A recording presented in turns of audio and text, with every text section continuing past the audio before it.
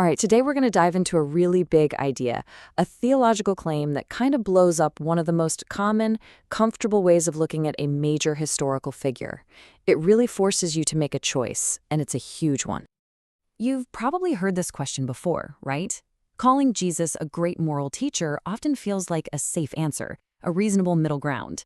But the thing is, the source material we're looking at today says nope, that's not actually an option on the table. And this is the argument that just shatters that middle ground. It comes from C.S. Lewis, and it's famously called the trilemma.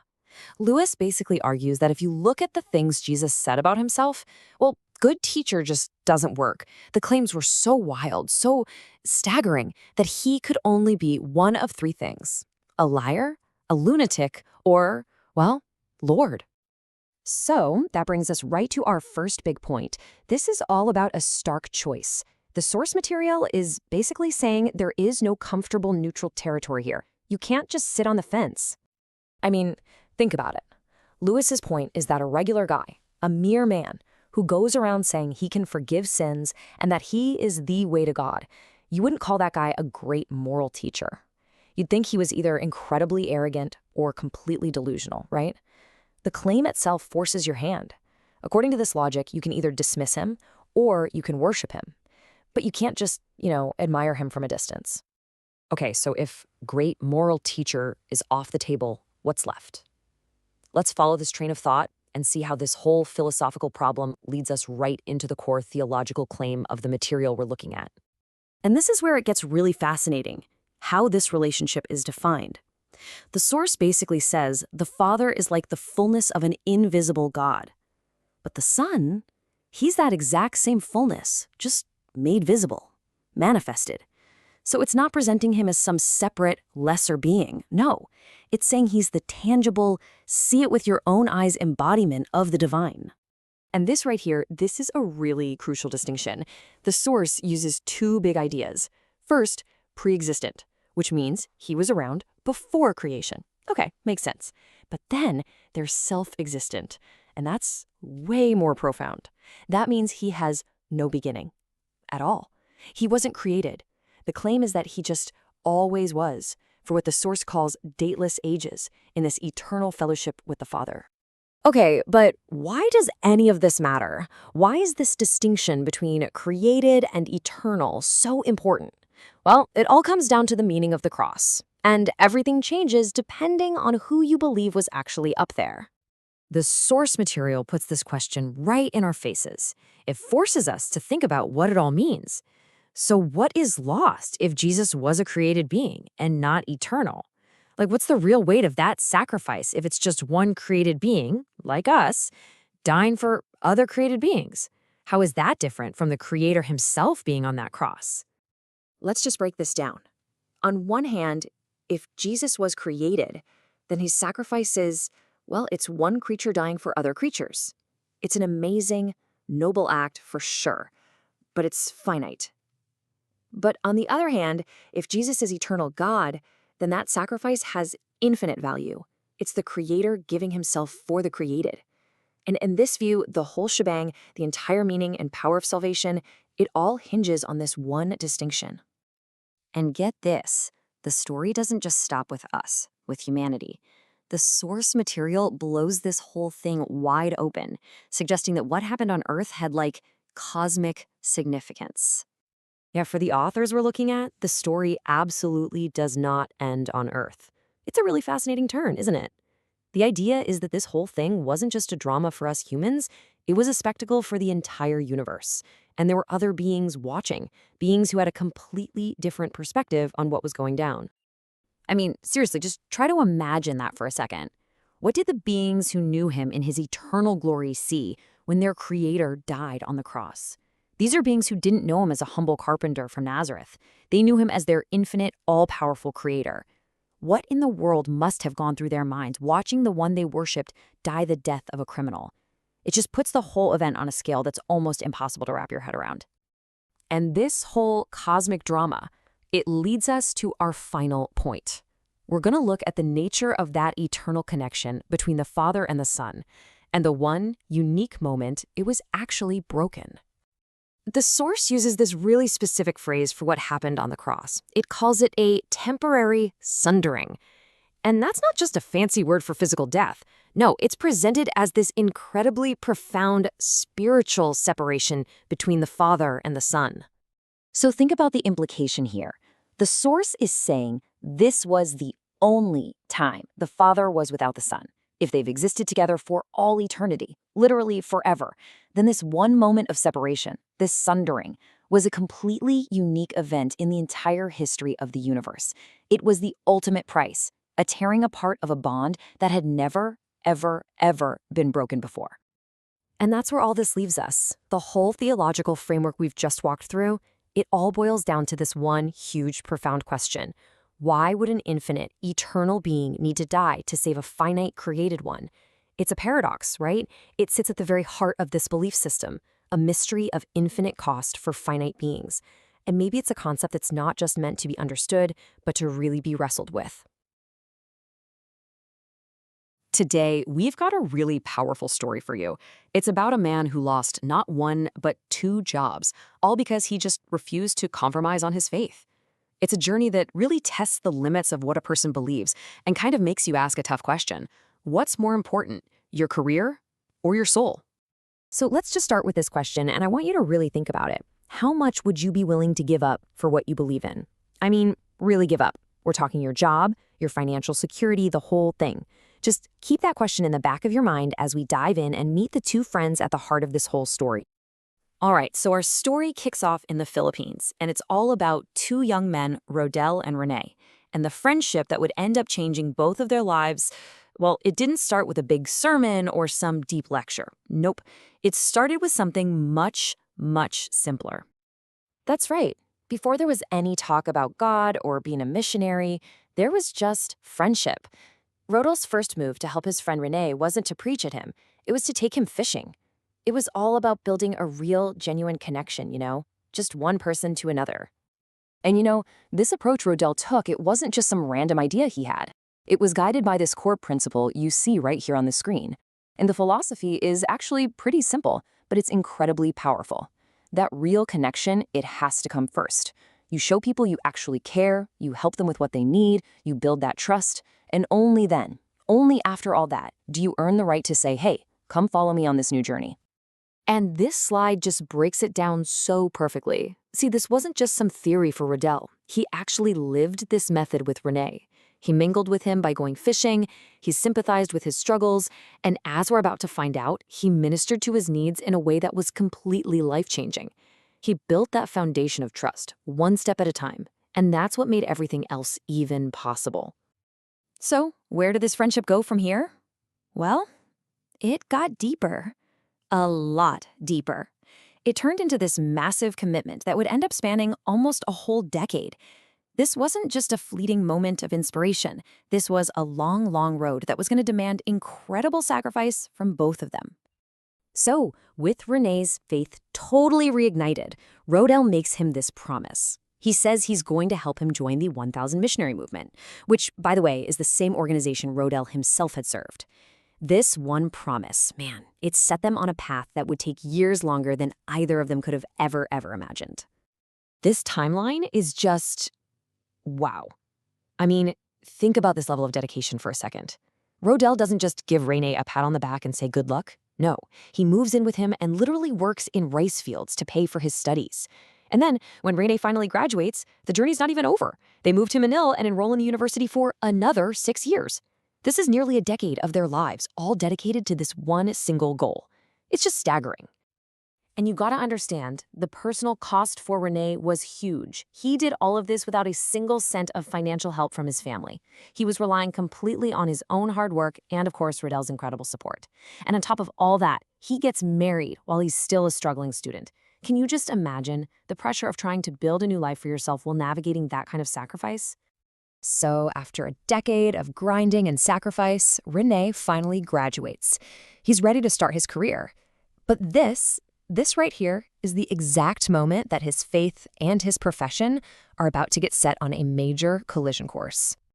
And he lands the perfect job, exactly what he had spent all those years training for, a company accountant. You could just imagine the relief, right? That feeling that all that struggle had finally paid off. The future looked so bright. And then it all just came crashing down. Just 3 months into his dream job, he was fired. And the reason was so simple but so profound. As a Seventh-day Adventist, his Sabbath starts at sunset on Friday. So when he was asked to work, he refused. And just like that, his brand new career had slammed head-on into his oldest convictions. So, what do you do? Jobless after a decade of preparation? Where do you even turn? For Rene, it was this verse. He just clung to the belief that this awful, devastating setback wasn't the end of his story, but that it was somehow part of a larger plan for his future, a plan for hope. So after months of nothing, of just total uncertainty, a new door finally opened up. Another opportunity appeared. But the test that was waiting for him behind the store, well, it was going to be even tougher than the first one. A local hospital needed an accountant. I mean, it seemed perfect. A stable job, right in his field, after so much hardship. This felt like it. This felt like the answer to his prayers. But, of course, there was a catch, and it was a big one. To get the permanent job, he had to be baptized into the denomination that ran the hospital. It didn't matter how skilled he was or how qualified. It all came down to this one condition, tied directly to his faith. And faced with that choice, job security or his spiritual identity, Rene didn't even hesitate. He resigned. So let's just recap here. Twice now, Rene chose his faith over his career. After all that sacrifice, after walking away from 2 different jobs, you just have to wonder, where in the world does a path like that possibly lead? And this is the incredible end to the story. Today, Ray Tucaldo is the Chief Financial Officer of the 1000 Missionary Movement, the very same organization his journey started with all those years ago. That accounting degree he sacrificed so much for and the faith he refused to compromise on, they didn't just end up coexisting. They merged in the one place he was always meant to be. Rene's journey is just such a powerful reminder of what can happen when you refuse to compromise on what you truly believe. And it kind of leaves us with one last question to think about. What's the Friday night in your life? What's that non-negotiable principle you would sacrifice a whole career for? Because the answer to that, well, it might just define your truest destination. Welcome! Today, we're diving into what some call the Mount Everest of Christology. Seriously, we're going to deconstruct just 3 verses from the book of Colossians. But what a passage! It's so dense, so profound, it has literally shaped Christian theology for 2,000 years. So here's our game plan. We'll start with the context, this idea of 2 kingdoms. Then we'll break down the passage piece by piece, what it means to be the image of God, the real meaning of firstborn, that's a big one, then Christ's role as creator of everything, and finally, how he holds it all together. Okay, let's get into it. Before we even hit verse 15, the author, Paul, he paints this incredible picture of a cosmic conflict. To really feel the weight of what he's about to say about Christ, you've got to understand the 2 competing realities he lays out first. Paul sets up this really stark contrast. You've got the dominion of darkness on one side, think of a realm of separation and decay, and on the other, the kingdom of his beloved Son, a realm of light. His whole message kicks off with this powerful idea that believers have been rescued from one and literally transferred into the other. So, how does a transfer of this magnitude even happen? Well, it all hinges on one single powerful concept: redemption. The text says that in Jesus we have this rescue. He is the key, the one who unlocks the door from that darkness into the light. And you know, that just naturally leads to the next question. Who is this Jesus that can do something so incredible? All right, so now we get to the very first phrase of this amazing passage, and it starts with this beautiful paradox that has just fascinated thinkers for centuries.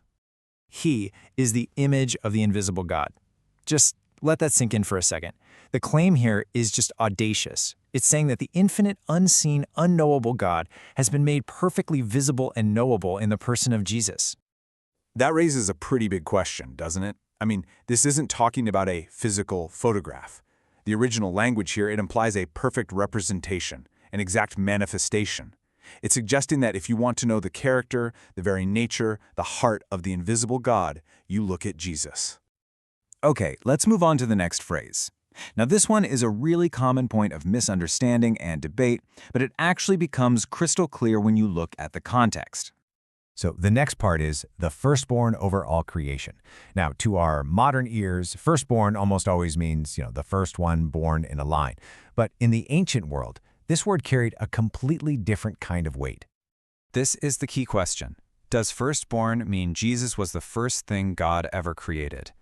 Well, what the term meant in this cultural context had way less to do with the order of birth and everything, and I mean everything, to do with status and rights.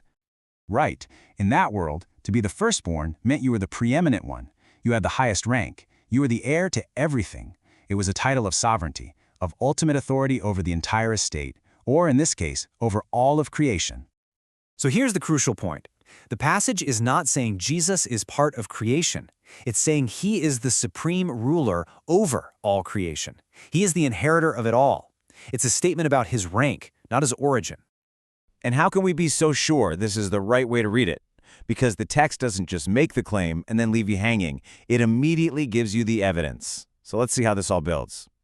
See that word for? It basically means because. Why is he the firstborn, the one with supreme rank? Because by him all things were created. I mean, think about it. He can't be a created being if he is the one who created literally everything. And just look at the scope here. Paul gives this super comprehensive list: thrones or dominions or principalities or powers. This is basically ancient shorthand for the entire hierarchy of unseen spiritual and political power structures. The point is, there is no authority, visible or invisible, that he did not create, period. And then the text makes these two crucial claims. The entire universe was made through him as the creative agent and for him as its ultimate purpose and goal. So he's not just the architect, he's the whole reason the building exists in the first place. This brings us to the final, honestly mind-bending claim of this passage. It moves from Christ's role way back in the past as creator to his role in this very second, right now. He is before all things. That means he precedes and surpasses everything. And then you get that final clause, and in him all things consist. The original Greek here has this idea of holding together or cohering. And this is the breathtaking conclusion. The claim is that Christ isn't some distant creator who just wound up the universal clock and then walked away. No, he's the active, continuous force that holds the universe together. He's the cosmic gravity that keeps planets in orbit, the strong nuclear force that keeps atoms from flying apart. In this view, he is the very fabric of reality. So there you have it. We've just journeyed through 3 verses. We started with a transfer from darkness to light, and we ended with the very force that sustains the cosmos. From the visible image of an invisible God to the creator and ultimate purpose of everything. The question it leaves us with is a really big one. What does a reality actually look like if this statement is true? Hey everyone, so today we're going to jump into a phrase from the Bible that honestly can be super confusing. It's caused all kinds of debate for centuries, and it really all comes down to this one big question. Yeah, this is it. This is the heart of the whole thing. I mean, you hear the word firstborn, and your mind immediately goes to, who was born first. So the question is, does this mean Jesus was the very first thing God ever created? Let's pull up the verse that kicks this whole thing off. And there it is, Colossians 1:15, the Apostle Paul calls Jesus the firstborn over all creation. Right away, you can see why this is a puzzle, right? It just sounds like it's talking about a beginning, a moment when Jesus was created. But is that what's really going on here? All right, so here's how we're going to break this down. First, we'll look at the firstborn puzzle itself. Then we'll see that it's more of a title, not a timeline. We'll dig into the case right there in Colossians, see how Jesus is the creator, not created, and finally wrap up with why this whole thing is such a huge deal. Okay, let's dive into section 1, the firstborn puzzle. What does it really mean? We've got this word that we think we know, but in this context, it might mean something totally different. And look, if you read that verse and your first thought is, oh, so Jesus was the first thing created, that's a totally normal reaction. I mean, reading it on its own, it's easy to land there. But as we're about to see, context is king. All right, so to really get what Paul is saying in Colossians, we have to do a little detective work. We've got to look at how the rest of the Bible uses this word. And what you find is, well, it's usually not about a timeline at all. It's about a title. So think of it this way. Firstborn has 2 gears. The first gear is the one we use every day, the person who was chronologically born first. But there's a second gear, and this is the important one. It's a title of rank, of preeminence. It means you have the highest status, the most honor, and it has absolutely nothing to do with when you were born. And the Bible is just packed with examples of this. Just look at some of these guys. Isaac, not Abraham's first son, but he gets the firstborn inheritance. Jacob, he's the younger twin, but he gets the firstborn blessing over Esau. And Joseph, my gosh, he was the 11th of 12 sons, and he ends up with a status way above all his older brothers. Every single time, firstborn is a title that's given, a position of honor. But maybe the most powerful slam dunk example is King David. This guy was the youngest of 8 boys, literally the opposite of a firstborn. And yet, what does God say in Psalm 89? I will make him my firstborn. And then bam, it immediately tells you what that means, the highest of the kings of the earth. It couldn't be clearer. It's about rank, not birth order. And it gets even bigger than that. In Exodus, God calls the entire nation of Israel his firstborn son. Obviously, that has nothing to do with chronology. It's all about a special relationship, a place of honor. That word, firstborn, is just loaded with the idea of being number one in status. Okay, so with all that in our back pocket, let's circle back to Colossians. We've got this new understanding of firstborn. And the best part is, we don't even have to guess what Paul meant. He tells us. He lays it all out in the very next verses. So this is the big question, right? Why does Paul pick this title for Jesus? Is he trying to say Jesus was created first? Or is he saying Jesus has supreme rank over all creation? Well, Paul doesn't leave us hanging. He gives us the reasons right away. And what he does is build this airtight case for Jesus' preeminence. He draws a super clear line in the sand. Jesus is the creator, not something that was created. It's basically a 3-point argument. First, Jesus is the agent of creation. It says by him all things were created. Think about that. He's not on the list of created things. He's the one holding the pen. Second, he's before time. He is before all things, meaning he existed before there was anything to create. And third, he's the sustainer of it all. In him, all things hold together. He didn't just set it up and walk away. He's the power that keeps the whole universe from just falling apart. And Paul just wants to make sure there's zero confusion about what he means by all things. He covers all the bases. Spatially, heaven and earth. What about things we can and can't see? Yep, visible and invisible. What about spiritual beings? Thrones, dominions, powers? Yep, them too. Paul's point is pretty much impossible to miss. If Jesus created literally everything, then by definition, he can't be one of the created things. Okay, so we've established that firstborn means preeminent, and Jesus is preeminent because he's the creator. But this isn't just some abstract theological trivia. Let's talk about why this is so important. Let's look closer at that phrase, hold together. The Greek word Paul used is synestemi. It means to unite, to bring together, to make something coherent. This is not passive. It's like he is the active force holding the whole universe together. You could almost call him the cosmic glue. And this is where it all clicks into place. This is where two massive ideas in Christianity just come together. Jesus has this ultimate unifying role because he's not just the creator who made everything. He's also the redeemer who came to save everything.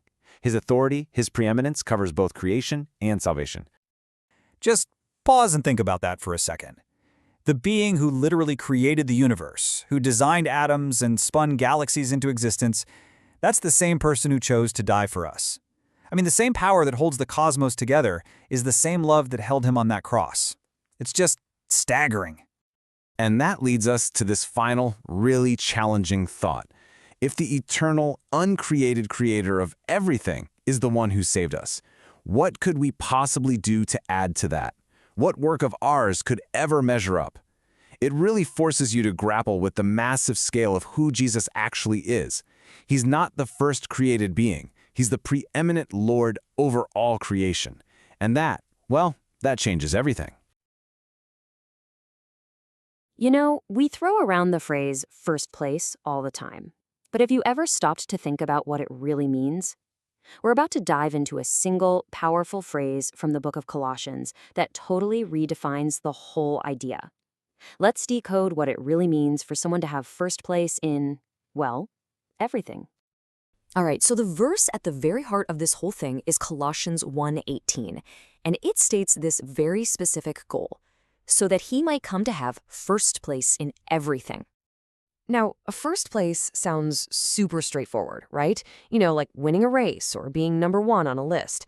But is that really what's going on here? Let's treat this like a bit of a mystery. What's the real meaning hiding behind this simple phrase?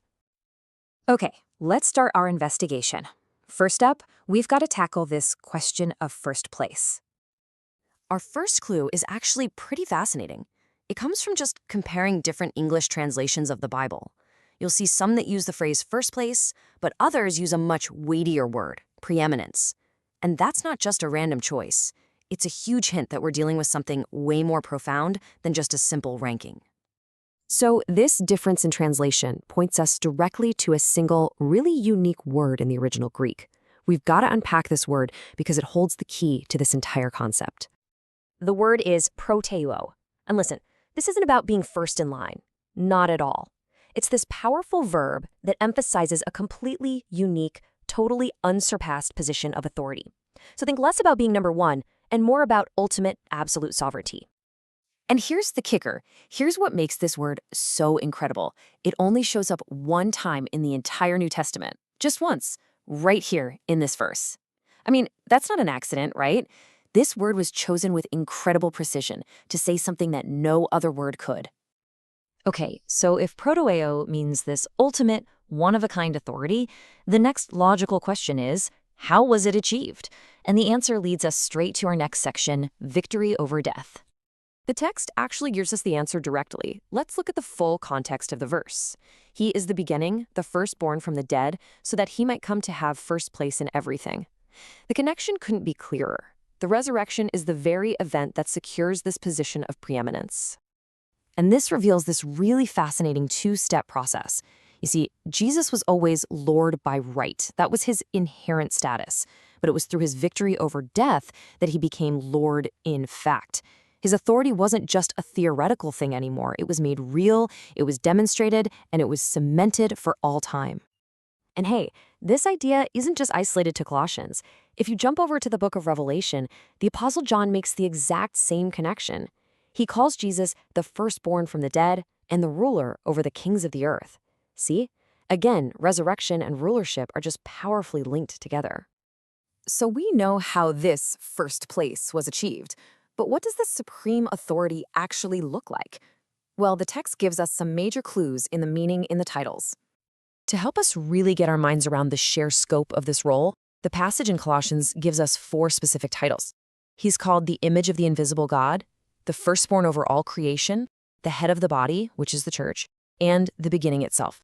Each of those unpacks a whole different dimension of his authority.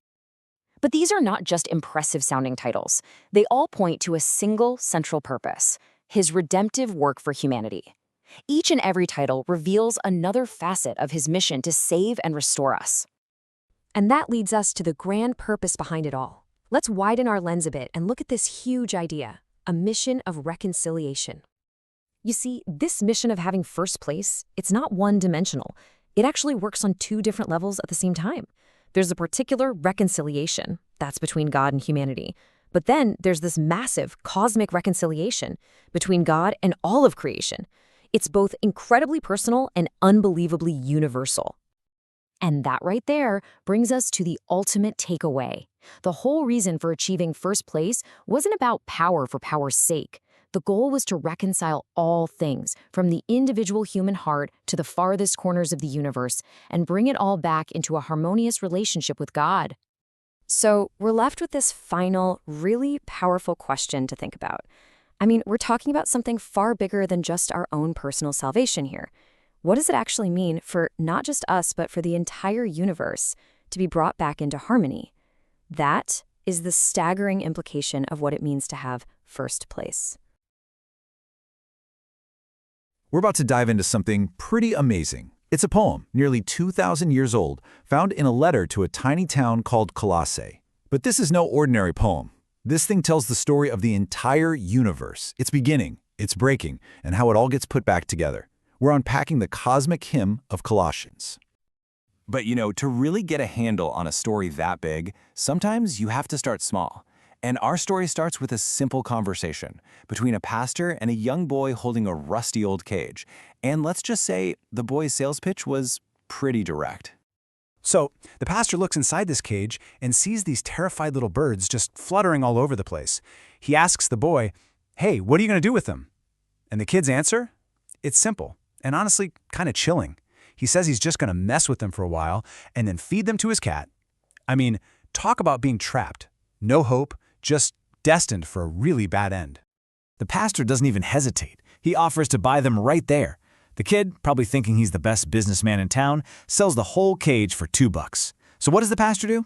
He just walks around to the back of the church, opens that little cage door, and lets every single one of those birds fly free. He paid a price, right? A simple price, but it was the price of their freedom. And that little story? It's the perfect way to start thinking about this ancient hymn we're diving into. Because this poem in Colossians tells the exact same kind of story, just on the scale that's, well, almost impossible to imagine. It's about a rescuer who pays the ultimate price to free a creation that's trapped and, frankly, headed for destruction. So how does this poem even begin to tell a story that big? Well, it gives Jesus 5 incredible, really powerful titles, and each one is just jam-packed with meaning, pulling from all this ancient history and scripture to build this amazing picture of who he is and what he came to do. So let's do it. Let's unfold this mystery, one title at a time. Okay, first up, we're going to look at his role in the original creation. This first part of the poem is all about establishing him as the source of, well, everything.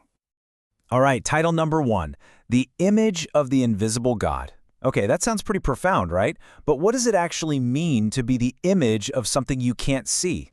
The key here is the Greek word icon. Now, this doesn't just mean like a blurry photo or a faint copy. No, it means a perfect, real-deal representation. You know, like a statue of a king in an old city? That wasn't just a piece of art. It was like the king himself was there, representing his authority. And this idea goes way, way back to Genesis, where Adam was made in God's icon. So the implication here is huge. The invisible God becomes visible. The unknowable becomes known. So what's really crucial to get here is that by calling Jesus the icon, the poem is saying he's the perfect human representation of God. He's like this second Adam, you see. He's finally fulfilling the role the first Adam couldn't. He's here to show us exactly what God is like. I mean, it's basically saying if the Father himself came to earth, he would look and act just like Jesus. Okay, on to the next one, and it builds right on top of this idea. Title number 2 is The Firstborn Over All Creation. Now, this one can trip people up. Does firstborn mean he was the first thing God created? Nope, not at all. What's so cool here is that in the Old Testament, firstborn wasn't always about who was born first. It was a title. It meant you had supreme rank, all the authority. So this title is actually doing two things at once. First, it's saying Jesus is the ruler over all creation. But then, and this is key, it also points to the fact that he existed before creation. How do we know? Because the poem says right after that, by him all things were created. See? He's not in the creation, he's the one who made it happen. And the third title just hammers this point home. It's super simple. He is called The Beginning. And this is no accident. This is a direct callback to the very first words of the Bible, right? In the beginning. You see, the New Testament writers do this all the time to point to Jesus. John's Gospel kicks off with, "In the beginning was the Word." Mark's Gospel starts with, "The beginning of the Gospel." The message couldn't be clearer. Jesus isn't just a character in the story. He's the one who starts the whole thing. He is the origin. All right, so the poem has made it crystal clear that Jesus is the creator, the ruler of the whole universe. But now it takes a turn. The second half of this hymn shows us how this cosmic king is also our personal redeemer. And this brings us to title number 4, the head of the body. So here, the body is a picture of the church, of his people. And this isn't just about being the boss. It's about life. It's about connection. See, as the head, Jesus isn't some distant CEO. He's the source of life for the whole body. He's the one who makes it grow, who feeds it, who saves it. He loves it so much that he literally gives his own life for it. It's this incredible picture of a shepherd who doesn't just lead his sheep, but protects them and would even die for them. Okay, and now we're at the final title. And this one is just brilliant, because it perfectly mirrors one we've already looked at, Firstborn from the Dead. You see the beautiful symmetry here? Just as firstborn over all creation showed he was number one in the first creation, firstborn from the dead shows he's number one in the new creation, the one that kicks off with his resurrection. He's the pioneer of this whole new reality. It's the fulfillment of that ancient promise to King David, that his descendant would be the highest of the kings of the earth. Okay, let's take a breath. we have our 5 titles: image, firstborn of creation, beginning, head, and firstborn from the dead. The poem has built this absolutely massive picture of who Jesus is. But why? What's the point of all this power and authority? And here it is. This is the ultimate goal. All these titles are meant to give him the first place in everything for one single incredible reason: to reconcile all things to God, to fix everything that's broken, to bring peace to a universe that's been at war with its own creator. So how in the world does he pull off a mission that big? Well, the poem says that the fullness of God was pleased to dwell in him. What that means is, because he was fully God and fully human, he was the perfect bridge. He didn't just show up with a message about peace. He came to literally be our peace, to make peace through his sacrifice, and then to preach that peace to a world that was starving for it. And the sheer scale of this mission is just mind-blowing. It's not just about saving people. As the scholar Grant R. Osborne puts it, the goal is that all of God's creation will be pacified and reconciled, and full harmony will be restored. We're talking about a promise to heal the entire cosmos. So we go from a cage full of trapped birds to the healing of the entire universe. It's pretty amazing, right? This short, ancient poem tells the biggest, most hopeful story there is. And so the question it kind of leaves hanging in the air for us is this: if this whole story is true, if this hymn really does promise ultimate harmony for everything, what does that change about how we see the world and our own little part in it today? Hey, welcome. Today, we're going to unpack 3 huge titles for Jesus: Lord, Creator, and Redeemer. We're going to explore how these big, kind of cosmic ideas actually connect to something deeply personal for each of us. So yeah, let's dive right in. So where does all this come from? Well, the whole framework we're looking at today is rooted in a key passage from Colossians chapter 1. And it all starts with this one foundational claim, that Jesus is the exalted Lord of all creation. Just about everything else we're going to talk about builds right on top of this single idea. All right, so here's our game plan. First, we're going to ask what it even means for Jesus to be the exalted Lord. Then we'll get into his dual role as both Creator and Redeemer. From there, we'll see how that all leads to a promise of peace. And finally, we'll wrap it up by seeing how this all points to a really personal goal: being conformed to his image. Okay, first up, the exalted Lord. But what does that really mean? Where does this authority actually come from? The text doesn't just say, because he is. No, it points to a very specific, powerful reason for his lordship.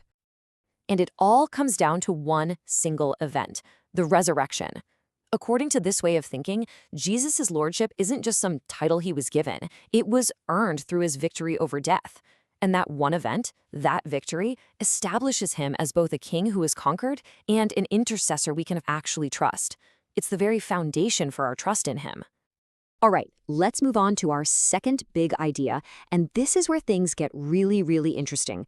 We're going to unpack a core concept from the source, this dual identity of Jesus as both Creator and Redeemer. Now, this is such a critical point. The argument is that these are not 2 separate roles. The very same person who created us is the one who redeemed us. So why is that such a big deal? Well, think about it.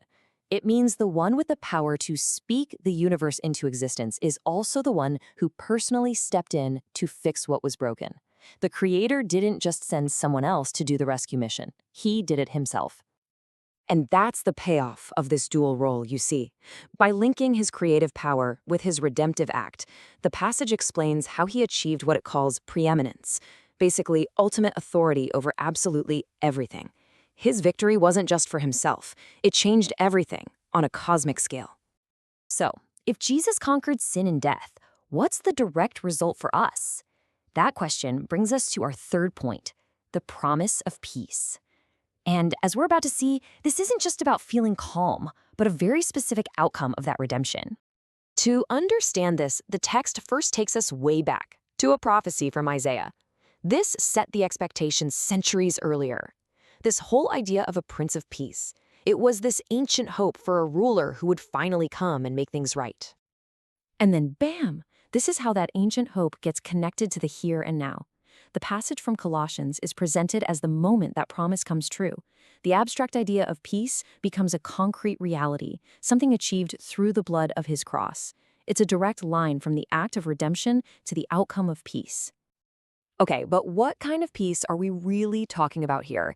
This line from Romans makes it super clear. This isn't about world peace or just the absence of conflict. It's about reconciliation with God. The peace being described is the healing of a broken relationship, going from being enemies, as it says, to being brought back together. This brings us to our final section, and this is where all those huge theological ideas come right down to the personal level. What's the ultimate goal of all this for an individual? Well, the text calls it the process of being conformed to his image. So, what does that big phrase even mean, conformed to the image? Think of it as a process of restoration. It's the journey of God reshaping us into the likeness of Jesus. And notice that word predestined. The idea here is that this transformation isn't just a long shot or a maybe, it's presented as our intended destiny. And this is what it all boils down to. This is the application. Because of his authority as Lord, his work as creator and redeemer, and the peace he brings, the text says we can completely surrender. We can trust him. The final invitation is to believe that he is not only able, but is actively working to restore us. So, we'll end right where this framework leaves us, with a question. After this whole journey from lordship and creation to redemption and restoration, the final challenge is to make it personal. What does his preeminence, his ultimate authority over everything, actually mean for you in your life? Thanks for digging into this with me today. Okay, let's jump right in. There's this incredibly powerful phrase the Bible uses to describe Jesus, the image of the invisible God. Now, we've probably all heard it, maybe even said it, but have you ever stopped to think about what that really means? We're going to unpack that exact idea and move from how we normally think about an image to what it means on a much, much deeper level. So that brings us to the big question, right? What does it actually mean to be an image? I mean, when you hear that word, your mind probably goes to a photograph or, I don't know, your reflection in a mirror. But is that the whole story? Is that really what the biblical authors were getting at? I don't think so. To get to the bottom of this, we first have to sort of reset our definitions. We're going to explore what an image truly is. And you'll see it's a leap from our simple modern-day ideas to a concept that is so much deeper. And right here, you can see the huge contrast.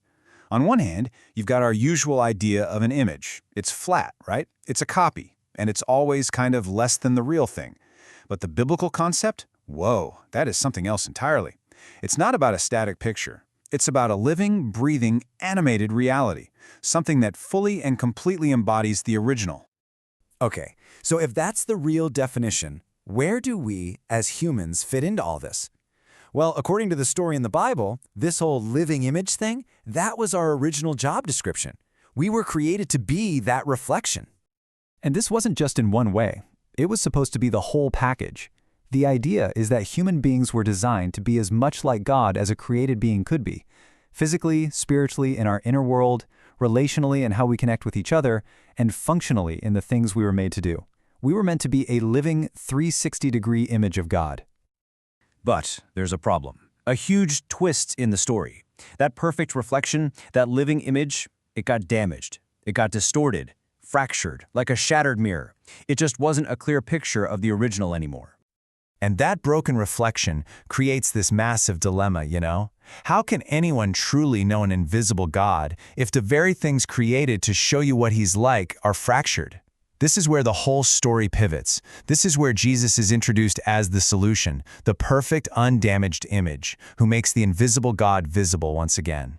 And look, this isn't just an idea people had about him. This is a direct quote from Jesus himself, and it is an absolutely radical claim. He's not saying, hey, if you've seen me, you get the general vibe of the Father. No, he's saying you've seen the Father, period. It's a statement of perfect one-to-one representation. The book of Hebrews just hammers this point home, calling Jesus the exact imprint of God's nature. Think about it like this. Imagine an ancient king pressing his signet ring into hot wax to make a seal. The imprint left in the wax isn't just similar to the ring, it is a perfect, identical impression of it. That's the concept we're talking about here. This theme of being a perfect representation just keeps building as we look at how Jesus actually talked about his own relationship with God the Father. He paints this picture of just complete and total unity.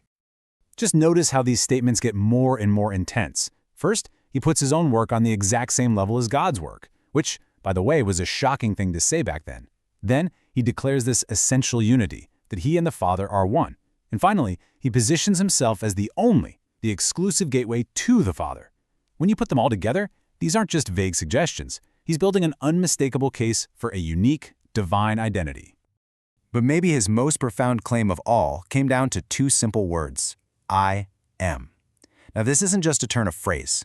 In the Old Testament, I am is the personal, sacred name of God, a name that signifies a self-existent, absolute, eternal being. It's a big deal. So what does Jesus do? He takes this sacred name and he applies it to himself, repeatedly, in absolute terms. And you have to understand, for his first-century audience, this was unmistakable. When he says something like, before Abraham was, I am, he's not just claiming to be really old. He's using the divine name to claim the exact same timeless, eternal existence as God himself. It was a direct claim to divinity, and everyone listening knew exactly what he was saying. Okay, so we've laid out the whole argument. Jesus is presented as the perfect image, and he even claims the name of God for himself. But so what? Why does this distinction actually matter? What's the big deal? Well, here's the bottom line. It creates two radically different scenarios.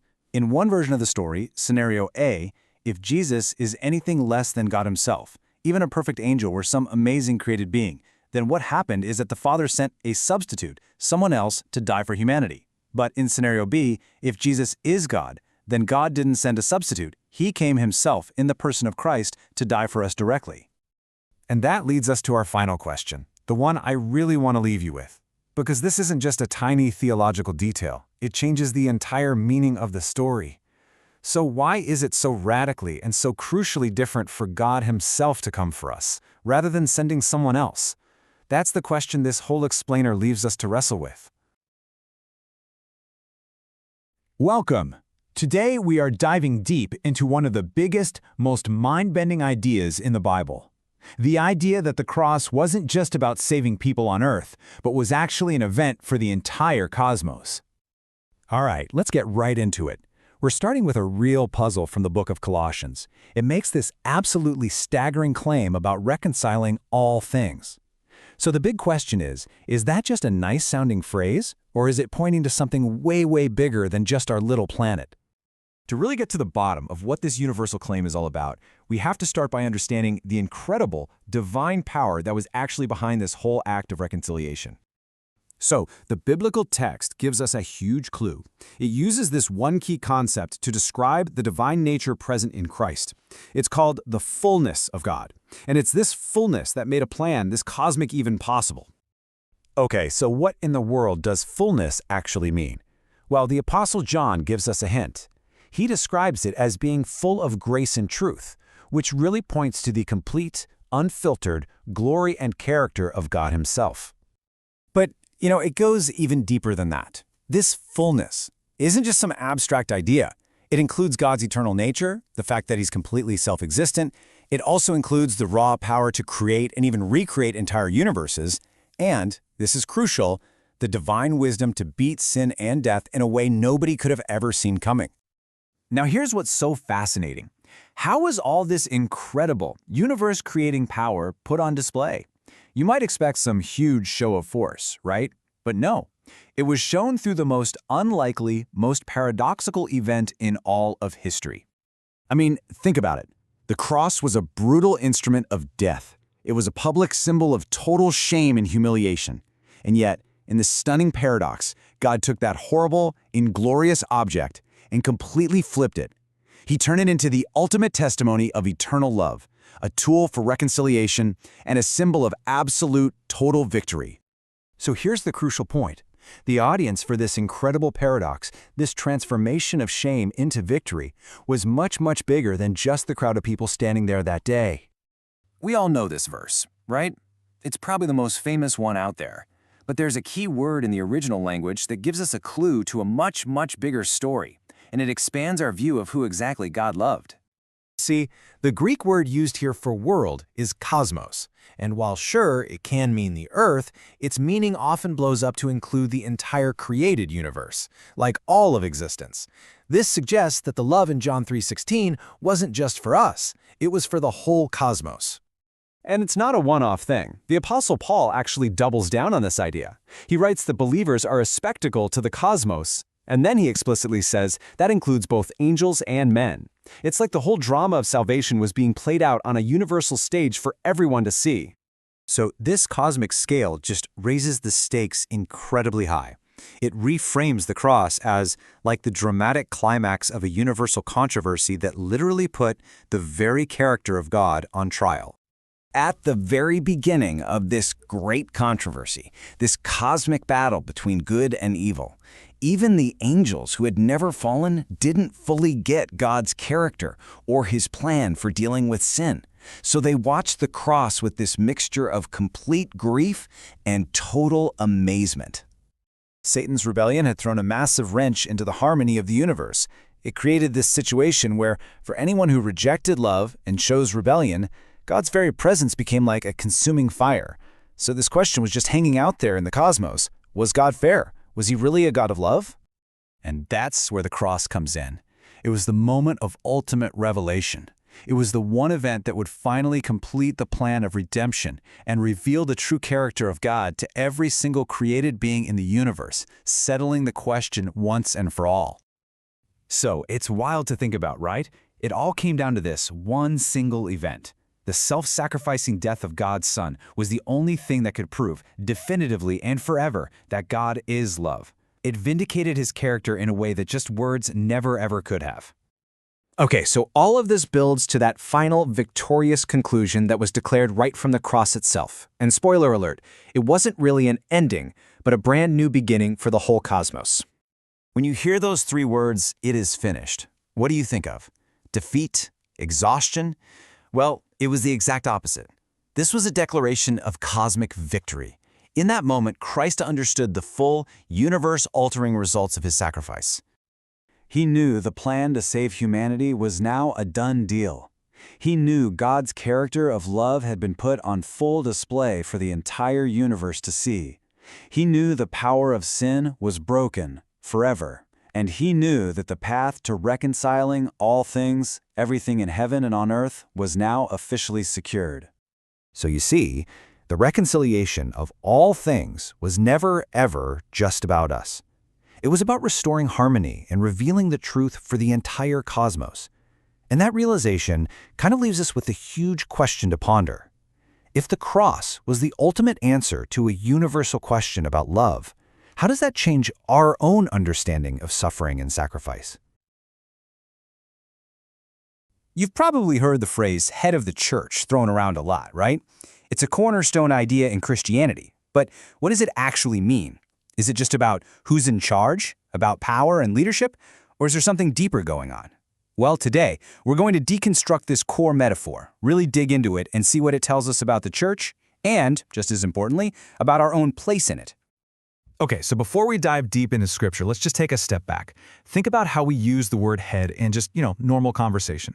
You've got the head of a company, the head of a department, the head of the family. In all those cases, what do we mean? We mean they're the leader, right? The one calling the shots, providing the direction. It's a really simple, universal idea. And it's actually the perfect starting point for this much bigger theological concept. Right, so this isn't some newfangled idea. Not at all. The concept of a head, meaning a leader, well, it's literally woven all through the Scriptures. We're talking Old Testament, New Testament, it doesn't matter.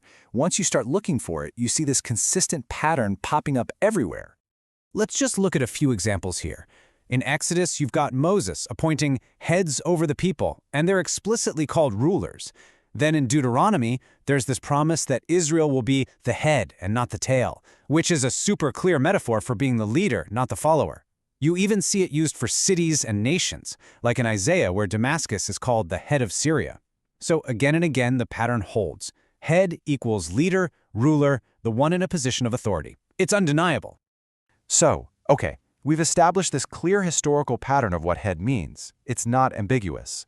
But now, this is where things get really interesting. Let's see what happens when the Apostle Paul picks up this incredibly powerful, well-understood metaphor and applies it directly to Jesus and his connection to the church. So you see, when Paul says Jesus is the head of the church, he's packing so much meaning into that. It's way more than just saying, oh, Jesus is the boss. No, he's saying Jesus is the source of it all. He's the source of the leadership, the source of the guidance, the source of the actual literal life of the church. We're talking about a role of absolute, ultimate authority and origin. And we can break that down even more. What does that actually look like? Well, as the head, Jesus provides the leadership. He's the one setting the vision, the whole direction.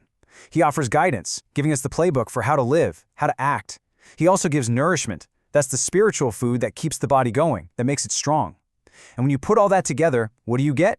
You get unity and growth. The head is truly the active, life-giving force that holds the entire thing together. All right, so we've got a really clear picture now of the head being the provider, the source of leadership, guidance, and nourishment. But hang on a second. A head can't just float around by itself, can it? I mean, a head needs a body. It needs something to lead, something to guide, something to nourish. So that leads to the obvious question, if Christ is the head, then what or who is the body? This right here is the crucial other half of this whole metaphor. And the answer, of course, is the church. But it's so important to be clear here. We're not talking about a building with a steeple. We're not talking about an institution or a denomination. We're talking about a living, breathing organism made up of people. Every single person is a vital part of this one interconnected body, intimately and directly linked to the head. This quote from 1 Corinthians just paints such a perfect picture of this idea. Think about it. A body has so many different parts, right? Eyes, ears, hands, feet, and they all do different things. We're all different too. We have unique gifts, unique roles, but the amazing thing is, together, all those different parts form one single unified body. It's this incredible vision of how our diversity doesn't pull us apart, it actually makes the whole thing stronger and more complete. You know, when you really think about it, this whole body metaphor has some massive implications. For starters, it means we are all completely interdependent. It's like Paul says, the eye can't just turn to the hand and say, I don't need you. That's absurd. We absolutely need each other to function properly. It also shows just how much we depend on Christ. A body without a head, it's lifeless. It can't do anything. And maybe most powerfully, it reveals how much the entire body suffers when even one tiny part is missing or gets hurt. And that brings us to what might be the most personal takeaway of all. This isn't just some big, abstract theological idea. This is about what it means for you and what it means for me, right here, right now. I mean, just think about it for a second. We totally take our own bodies for granted, don't we? We don't really think about our health until we catch a bad cold. We don't appreciate being able to just walk around until we twist an ankle. It's almost a universal truth. We often don't realize how incredibly important something is until it's gone. So, let me just pose a tough question, a thought experiment. If you absolutely had to choose, would you give up a limb or an eye? I know, it's a horrible question. It's an impossible choice, right? The very thought of losing any part of ourselves is just agonizing. And that right there is the entire point. The reason that choice is so impossible, so gut-wrenching, is because it reveals the ultimate truth of this whole metaphor. Every single person, every member of the body of Christ is that vital, that indispensable. You, me, everyone. So really, the big question this leaves us with isn't, am I important? The answer to that is a resounding yes. The real question is, do we actually live like we believe it? All right, welcome to The Explainer. You know, sometimes one single word can unlock a huge idea. Today, we're going to dig into the word beginning and see how it completely unpacks this massive theological concept of preeminence. Let's jump right in. So here's the puzzle we're trying to solve. It all comes from a single verse in Colossians. The text calls Christ two things, the head of the body, the church, and also the beginning. Now, if you're like me, you probably think, okay, head, beginning, what's the connection? On the surface, they seem like totally separate ideas. But what if they're not? What if there's a really deep fundamental link between them? Well, the key to cracking this whole thing isn't really in English. To connect head and beginning, we've got to go back, way back. We need to look at the original Hebrew and Greek because that's where the connection is, and it's basically hiding in plain sight. Okay, check this out. This is where it all just clicks into place. In Hebrew, the word for head, which is rosh, is actually related, like from the same root, to the word for beginning, reshit. How cool is that? Now, that same idea gets carried over into the Greek word that's used in Colossians, which is arche. And arcane is a powerhouse of a word. It doesn't just mean start time, like the beginning of a movie. No, it means the source, the origin point, the one who actually initiates the whole shebang. And listen, this isn't just some dusty academic language lesson. This has huge implications. Just think about the very first verse of the entire Bible, Genesis 1:1. In the beginning, guess what word is used there in Hebrew? You got it, Reshit. So right from the opening line of all of Scripture, this idea of the beginning is tied directly to the awesome act of creation itself. So let's follow this train of thought. If the beginning really means the initiator, then the next question is pretty obvious, right? What is Christ the initiator of? And according to our source material, the answer is huge. It covers three massive, totally all-encompassing realms. And these three areas really show you the massive scope of what this title means.